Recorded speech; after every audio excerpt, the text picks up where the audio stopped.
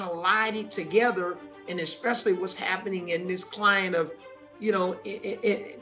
equitability, but for both female and male employees. And, if you're demeaning somebody, this was inevitable. This is something that I was leaning in on because I felt that, unfortunately for Robert Sarver, he wasn't going to be able to survive this. I think one thing that we have to keep in mind here is that Adam Silver was getting criticized, and he does not like to be criticized.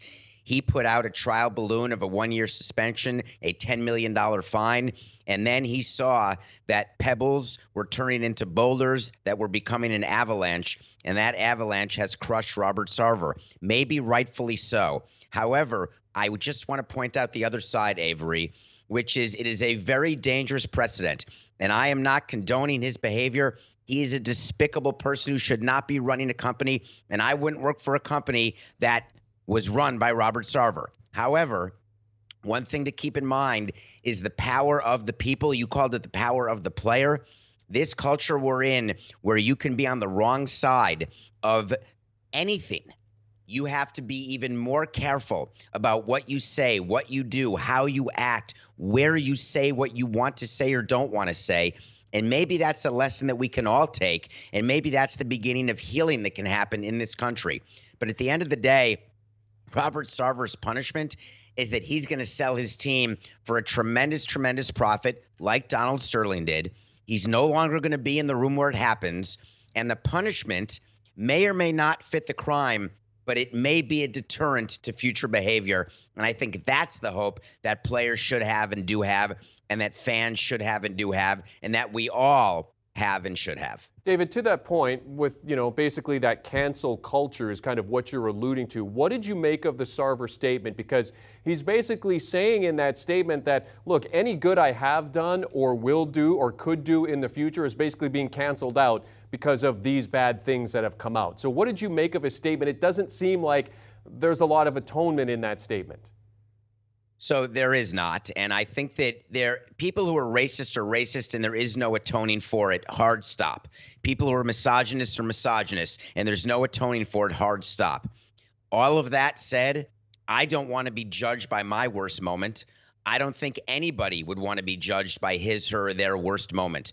However, there are degrees of what your worst moment is. There are degrees of what can be forgiven, because here in America, we are a pretty forgiving climate, right? Tiger Woods, we love a reclamation project. We love when people rise up like a phoenix, pun intended, and they find a way to get their lives back on track.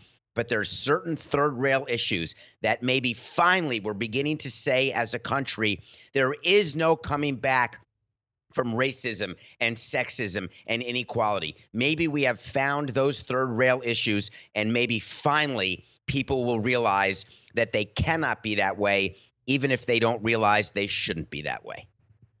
Avery. Yeah, and let me just share this. Remember, this was a body of work over a certain period of time, which created a very, very toxic work environment. So we're not talking about atonement for one thing that was said or one bad thing that was done or one bad act. All right. We're talking about a body of work. When you look at the report, it's negligent in terms of the patterns of consistent behavior verbally towards, female employees, employees in general. So again, if we're talking about one thing, yes, I've had a bad day. I've had a bad day. I've had bad moments, as David alluded to. But we're talking about a culture in a toxic environment based on the reports that now, because Adam Silver was suspending him for a year and a $10 million fine, and now when those sponsors are coming back and saying, hey, we're not going to sponsor this team, we're withdrawing our $3 million a year support. Money talks, consistency talk. And if you've been consistently bad and toxic, That's why he's paying the price. Well, and Avery, you alluded to it. I mean, with the Donald Sterling situation with the Clippers, you would think that's the warning balloon, you know, like there's a certain pattern of behavior that's not going to be tolerated within the NBA. But spinning things forward, I mean, doing just a quick Google search of, you know, what the Phoenix Suns franchise itself is worth, you're looking at $1.8 billion. So as this team goes to market, I mean, how attractive is this franchise to a potential owner, and what kind of money are we looking at here in terms of a purchase price, do you think, Avery?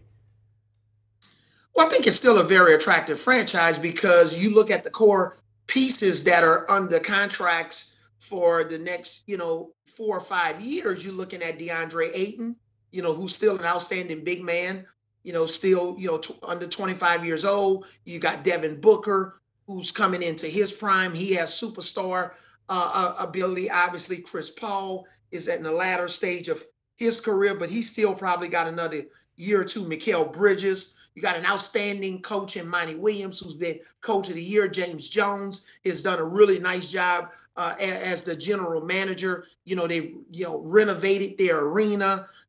I know just on other sides, parts of my business, Phoenix and Scottsdale is a very hotbed for growth and development.